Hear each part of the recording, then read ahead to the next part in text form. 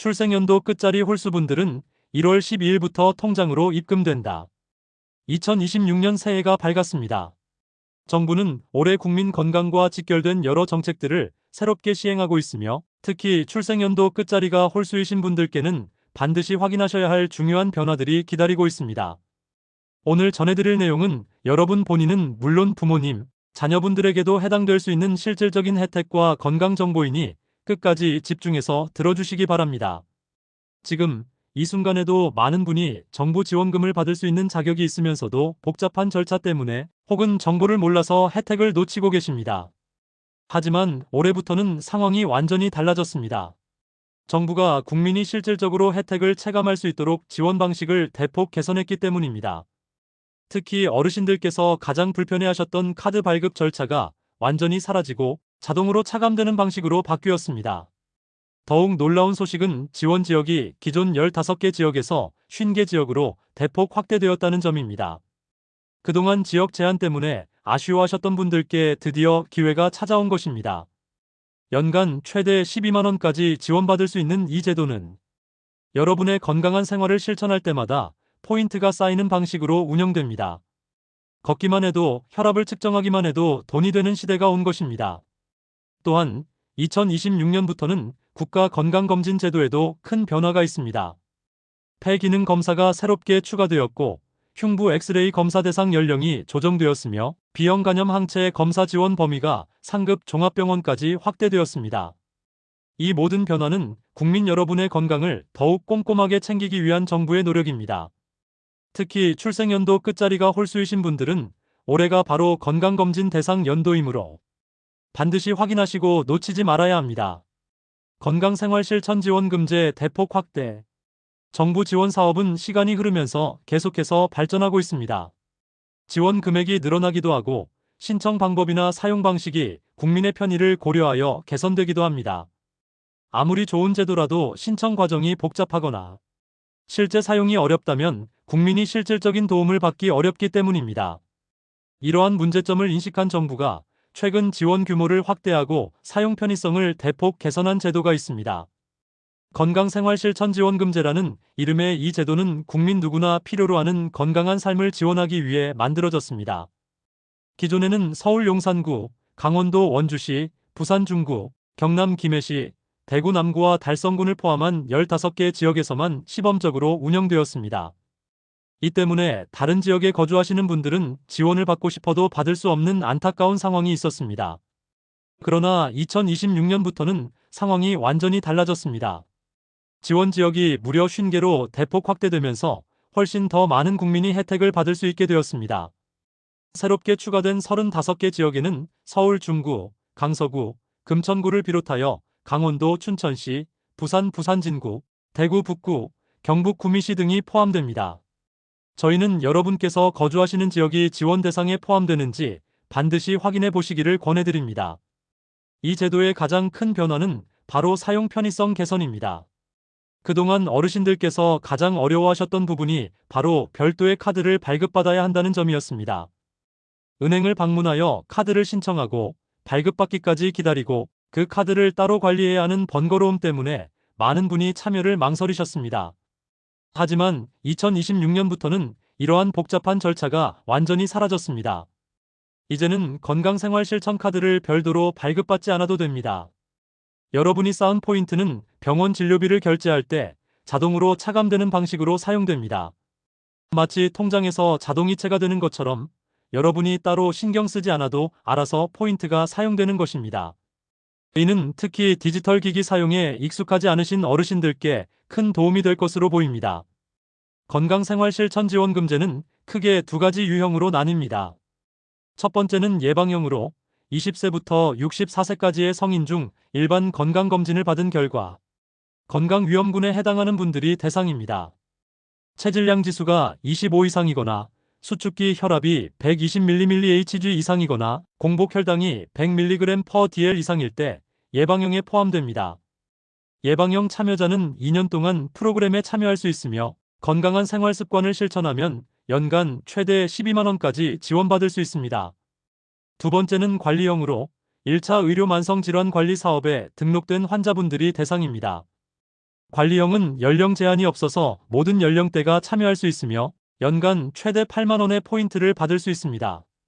고혈압이나 당뇨병처럼 꾸준한 관리가 필요한 만성질환을 앓고 계신 분들이 주로 해당됩니다.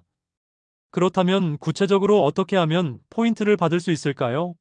방법은 생각보다 간단합니다. 하루에 5,000보 이상 걷기, 혈압 또는 혈당 자가 측정하기, 건강교육 프로그램 참여하기 등 일상생활에서 실천할 수 있는 건강활동을 하면 됩니다. 이러한 활동들은 스마트폰 앱이나 웨어러블 기기를 통해 자동으로 기록되며 활동량에 따라 포인트가 적립됩니다. 특히 만성질환을 관리하시는 분들의 경우 정기적으로 병원을 방문하여 진료를 받고 약을 처방받는 과정에서 상당한 의료비가 발생합니다. 관리형 참여자들은 적립된 포인트를 1차 의료, 만성질환 관리 사업에 참여하는 의원에서 진료비로 바로 사용할 수 있습니다. 연간 8만 원이라는 금액이 작게 느껴질 수도 있지만 매달 병원을 방문하시는 분들께는 적지 않은 도움이 될 것입니다. 더욱 중요한 소식이 있습니다. 1월 12일부터 1인당 평균 135만 원의 병원비 환급금이 본인 명의 통장으로 3일 이내에 입금됩니다.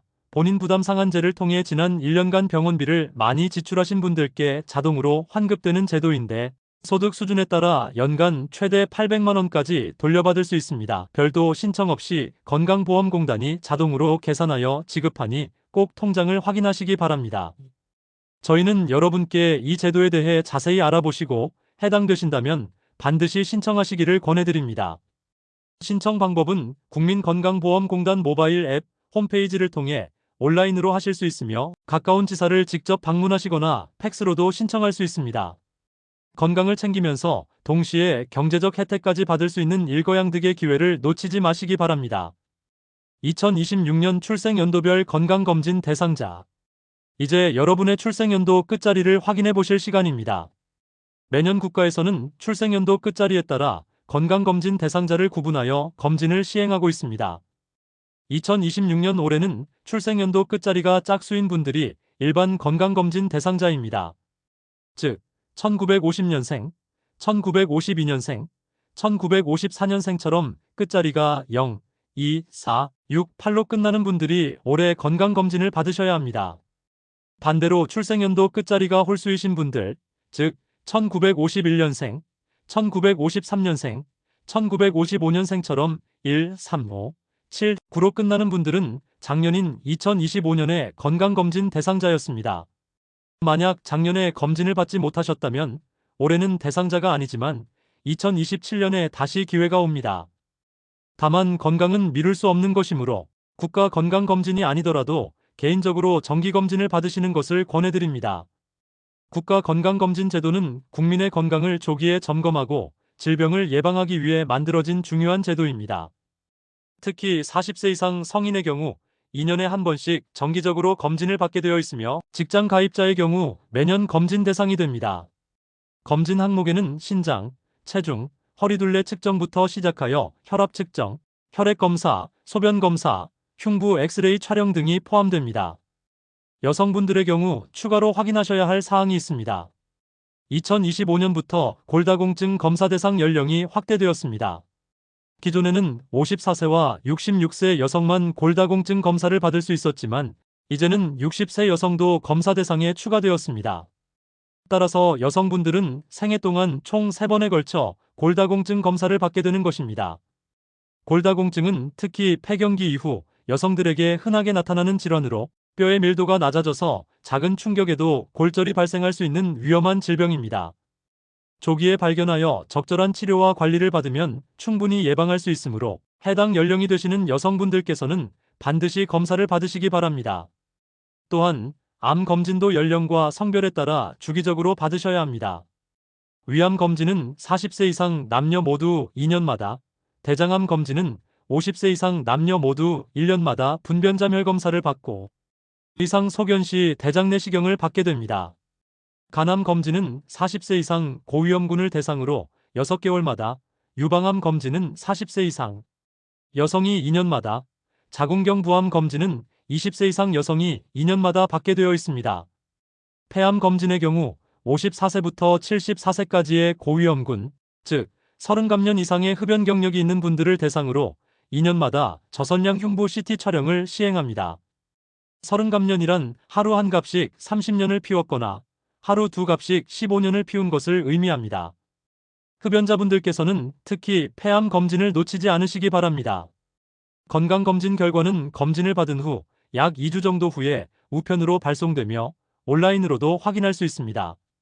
검진 결과에서 이상 소견이 발견된 경우에는 반드시 2차 검진이나 정밀 검사를 받으셔야 합니다. 많은 분이 1차 검진만 받고 추가 검사를 미루시는 경우가 있는데 이는 매우 위험한 행동입니다. 질병은 조기에 발견할수록 치료 성공률이 높고 치료 비용도 적게 듭니다. 건강검진은 12월 31일까지 받으실 수 있지만 연말에는 검진기관이 매우 붐빔으로 가능한 한 상반기에 미리 받으시는 것을 권해드립니다. 예약 없이 방문하시면 오래 기다리셔야 할 수 있으니 사전에 전화로 예약하신 후 방문하시면 편리합니다. 검진 전날 저녁 9시 이후부터는 금식하셔야 정확한 검사 결과를 얻을 수 있다는 점도 기억하시기 바랍니다. 2026년 국가건강검진 개편 내용 2026년부터 국가건강검진 제도에 중요한 변화가 시작됩니다. 정부는 국민의 생애 주기에 맞춘 맞춤형 검진 체계를 구축하기 위해 검진 항목과 대상, 연령을 대폭 개편하기로 했습니다. 이러한 변화는 의료 자원을 보다 효율적으로 사용하면서도 국민 건강은 더욱 꼼꼼하게 챙기기 위한 노력의 일환입니다. 가장 눈에 띄는 변화는 흉부 엑스레이 검사 대상 연령의 조정입니다. 지금까지 일반 건강검진을 받는 20세 이상 모든 성인이 흉부 엑스레이 검사를 받아왔습니다. 그러나 2027년부터는 이 기준이 50세 이상으로 상향 조정됩니다. 흉부 엑스레이 검사는 주로 폐결핵을 발견하기 위해 시행됐지만 실제로 이 검사를 통해 폐결핵이 발견되는 비율은 0.03%에 불과했습니다. 이처럼 낮은 발견율에도 불구하고 연간 약 1,425억 원이라는 막대한 예산이 흉부 엑스레이 검사에 사용되고 있었습니다. 정부는 이러한 점을 고려하여 의료 자원을 더욱 효율적으로 배분하기로 한 것입니다. 다만 20세부터 49세 사이라 하더라도 직업 특성상 결핵 감염 위험이 큰 경우에는 한시적으로 검사 대상에 포함하여 흉부 엑스레이 검사를 계속 받을 수 있도록 했습니다. 의료기관 종사자나 사회복지시설 종사자, 학교, 교직원처럼 많은 사람과 접촉하는 직업군에 종사하시는 분들이 여기에 해당됩니다. 이분들은 연령과 관계없이 계속해서 정기적인 흉부 엑스레이 검사를 받으실 수 있으니 안심하시기 바랍니다. 또한 결핵 의심 증상이 있거나 결핵 환자와 접촉한 때도 연령과 관계없이 검사를 받을 수 있습니다. 반면 새롭게 추가되는 검사 항목도 있습니다. 2026년부터는 폐기능 검사가 국가건강검진 항목에 정식으로 도입됩니다. 56세와 66세를 대상으로 실시되는 이 검사는 만성 폐쇄성 폐질환을 비롯한 각종 호흡기 질환을 조기에 발견하기 위한 것입니다. 폐기능 검사는 폐활량과 호흡 능력을 측정하는 검사로 간단하게 기계에 숨을 내쉬는 것만으로 진행됩니다.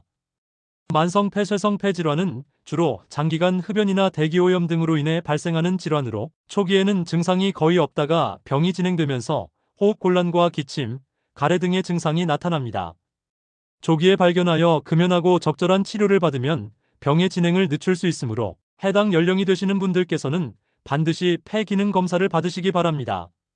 특히 흡연자분들의 경우 폐 건강에 더욱 주의를 기울이셔야 합니다. 담배를 피우시는 분들은 비흡연자와 비교하면 만성 폐쇄성 폐질환 발생 위험이 10배 이상 높으며 폐암 발생 위험도 15배 이상 높습니다. 폐 기능 검사를 통해 조기에 폐 기능 저하를 발견한다면 이를 계기로 금연을 시작하시는 것도 좋은 방법입니다. 검진 항목의 변화와 함께 검사비 지원 범위도 확대됩니다. 2025년부터 국가건강검진에 새롭게 추가된 비형간염 표면 항체의 검사는 1969년생을 대상으로 처음 시행되었고 2026년에는 1970년생을 대상으로 실시됩니다. 이 검사를 통해 비형간염 항체가 없는 것으로 확인된 분들께는 확진 검사에 필요한 진찰료와 검사비, 본인 부담금을 최소 1회 지원합니다. 2025년까지만 해도 이 지원은 병의원급 의료기관에서 검사를 받은 경우에만 적용되었습니다. 그러나 2026년부터는 지원 대상이 상급 종합병원까지 확대됩니다.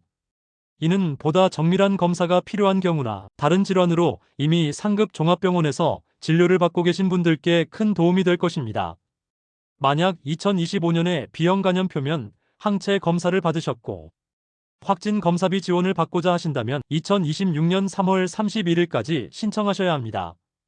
신청은 정부24 온라인 시스템을 통해서 하실 수 있으며 가까운 보건소에 직접 방문하셔서 신청하실 수도 있습니다. 필요한 서류는 검사 결과지와 진료비 영수증, 본인 확인이 가능한 신분증입니다. B형 간염은 간경화나 간암으로 진행될 수 있는 위험한 질환이지만 백신 접종을 통해 충분히 예방할 수 있습니다. 검사 결과 항체가 없는 것으로 확인되신 분들께서는 반드시 예방접종을 받으시기 바랍니다. 예방접종은 총 3회에 걸쳐 이루어지며 접종 후 약 95% 이상에서 항체가 생성됩니다. 건강검진 결과 활용과 사후 관리. 건강검진을 받는 것도 중요하지만 검진 결과를 제대로 이해하고 활용하는 것은 더욱 중요합니다. 많은 분이 검진 결과를 받아보고도 의학용어가 어려워서 제대로 이해하지 못하시거나 이상 소견이 나왔는데도 대수롭지 않게 여기고 넘어가시는 경우가 있습니다. 이는 매우 위험한 일이라는 점을 말씀드립니다. 검진 결과는 크게 정상, 정상어, 질병의심, 유질환자로 구분됩니다.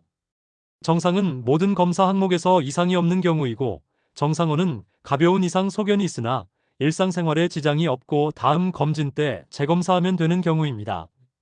질병의심은 질병으로 의심되는 소견이 있어 추가 검사나 진료가 필요한 경우이며 유질환자는 이미 질병이 있어 치료가 필요한 경우입니다. 만약 여러분의 검진 결과가 질병의심이나 유질환자로 나왔다면 반드시 2차 검진이나 정밀 검사를 받으셔야 합니다. 검진 결과 통보서에는 어떤 항목에서 이상이 발견되었고 어떤 진료과를 방문하여 어떤 검사를 받아야 하는지가 자세히 안내되어 있습니다. 이 안내를 따라 이른 시일 내에 병원을 방문하시기 바랍니다. 특히 암 검진에서 이상 소견이 나왔을 때 더욱 신속한 대응이 필요합니다. 암은 조기에 발견할수록 완치율이 높아집니다. 예를 들어 위암의 경우 조기에 발견하면 5년 생존율이 90% 이상이지만 말기에 발견하면 5% 미만으로 떨어집니다. 대장암, 유방암, 자궁경부암 등 다른 암들도 마찬가지입니다. 검진 결과 정상어나 경계 수치가 나온 경우에도 안심하시면 안 됩니다. 혈압이나 혈당, 콜레스테롤 수치가 정상 범위를 약간 벗어난 정도라면 이는 곧 질병으로 진행될 수 있다는 경고 신호입니다. 이럴 때는 생활 습관을 개선하여 수치를 정상 범위로 되돌려 놓아야 합니다. 혈압이 높게 나왔다면 염분 섭취를 줄이고 규칙적인 운동을 시작하셔야 합니다. 한국인의 평균 나트륨 섭취량은 세계보건기구 권장량의 2배가 넘습니다. 국이나 찌개에 국물을 적게 드시고 김치나 젓갈 같은 염장식품을 줄이시며 가공식품보다는 신선한 식재료로 만든 음식을 드시는 것이 좋습니다. 혈당이 높게 나왔다면 당질 섭취를 조절하고 체중 관리에 신경 쓰셔야 합니다. 흰쌀밥보다는 잡곡밥을, 단 음료수나 과자보다는 물이나 과일을 선택하시기 바랍니다. 특히 과일도 과당이 많이 들어있으므로 적정량만 드시는 것이 중요합니다. 하루 한두 번 정도 손바닥 크기만큼의 과일이 적당합니다. 콜레스테롤 수치가 높게 나왔다면 기름진 음식과 동물성 지방 섭취를 줄이셔야 합니다. 삼겹살이나 갈비 같은 육류의 기름 부위를 피하시고 튀김이나 전 같은 기름진 음식을 줄이시며 생선이나 두부 같은 식물성 단백질을 더 많이 드시는 것이 좋습니다. 등 푸른 생선에 들어있는 오메가3 지방산은 오히려 나쁜 콜레스테롤을 낮추는 데 도움이 됩니다. 운동은 모든 건강 지표를 개선하는 데 가장 효과적인 방법입니다. 하루 30분 이상, 주 5회 이상 걷기나 자전거 타기 같은 유산소 운동을 하시면 혈압, 혈당, 콜레스테롤 수치가 모두 개선됩니다. 처음부터 무리하지 마시고 천천히 시작하여 점차 운동량을 늘려가시기 바랍니다. 관절이 좋지 않으신 분들은 수영이나 수중 걷기가 좋은 대안이 될 수 있습니다. 금연과 절주도 매우 중요합니다. 담배는 백해무익한 것으로 폐암뿐만 아니라 심혈관 질환, 뇌졸중, 당뇨병 등 거의 모든 질병의 위험을 높입니다. 나이가 들어서 금연해도 효과가 없다고 생각하시는 분들이 계시는데 전혀 그렇지 않습니다. 금연은 언제 시작해도 건강에 도움이 되며 금연 후 1년만 지나도 심혈관 질환 위험이 절반으로 줄어듭니다. 술도 적당량을 지키는 것이 중요합니다. 남성의 경우 하루 소주 2잔, 여성의 경우 하루 소주 1잔 이내로 제한하시고 일주일에 최소 2일은 술을 전혀 마시지 않는 휴관일을 가지시는 것이 좋습니다. 과음은 간 건강을 해칠 뿐만 아니라 혈압 상승, 체중 증가 등 여러 건강 문제를 일으킵니다. 스트레스 관리도 건강 유지에 중요한 요소입니다. 만성적인 스트레스는 면역력을 떨어뜨리고 각종 질병의 원인이 됩니다. 취미 생활이나 봉사활동, 친구들과의 교류 등을 통해 스트레스를 적극적으로 해소하시기 바랍니다. 명상이나 요가, 산책 같은 활동도 스트레스 관리에 도움이 됩니다. 충분한 수면도 빼놓을 수 없습니다. 하루 7시간에서 8시간 정도의 수면이 적당하며 낮잠은 30분 이내로 제한하시는 것이 좋습니다.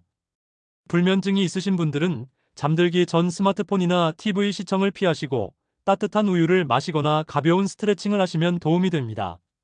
건강한 노년을 위한 종합 건강관리.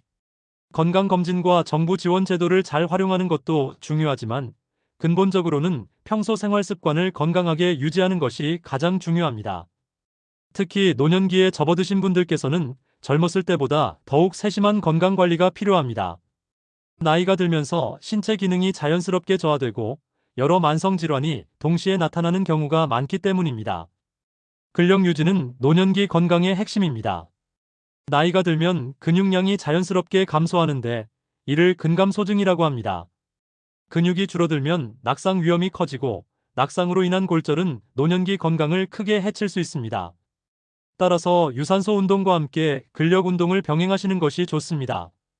집에서 할 수 있는 간단한 근력 운동으로는 스쿼트, 런지, 벽 푸시업 등이 있습니다.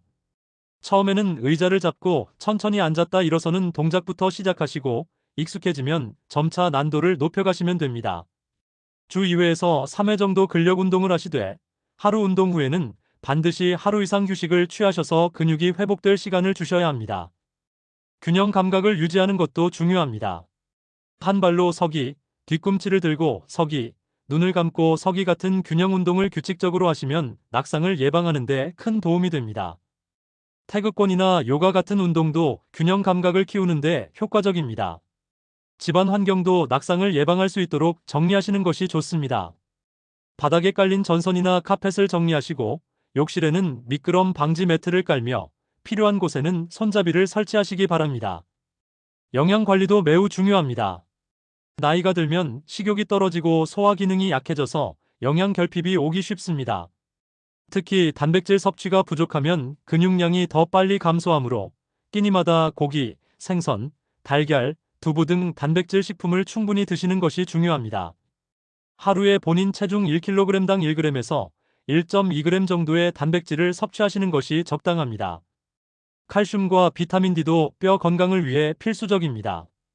우유, 요구르트, 치즈 같은 유제품과 멸치, 뱅어포 같은 뼈째 먹는 생선, 두부, 녹색 채소 등을 통해 칼슘을 충분히 섭취하시고 날씨가 좋은 날에는 하루 15분에서 20분 정도 햇볕을 쐬시면 체내에서 비타민 D가 합성됩니다.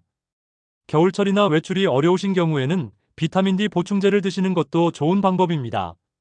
수분 섭취도 충분히 하셔야 합니다. 나이가 들면 갈증을 느끼는 감각이 둔해져서 탈수가 오기 쉽습니다. 하루 1.5리터에서 2리터 정도의 물을 마시시되 한 번에 많이 마시지 마시고 조금씩 자주 마시는 것이 좋습니다. 커피나 녹차는 이뇨 작용이 있으므로 물 섭취량에 포함시키지 마시고 순수한 물을 드시는 것이 좋습니다. 치아 건강도 전신 건강과 직결됩니다. 치아가 좋지 않으면 제대로 씹지 못해서 영양 섭취가 부족해지고 소화에도 문제가 생깁니다. 매 식사 후 양치질을 하시고 6개월에 한 번씩 치과 검진을 받으시며 틀니를 사용하시는 분들은 잘 맞는지 정기적으로 점검받으시기 바랍니다. 65세 이상 어르신들은 치과 임플란트 치료에 건강보험이 적용되므로 필요하신 경우 전문의와 상담하시기 바랍니다. 청력과 시력 관리도 중요합니다. 나이가 들면서 자연스럽게 청력과 시력이 떨어지는데 이를 내버려 두면 일상생활에 큰 불편을 겪게 되고 사회적 고립으로 이어질 수 있습니다.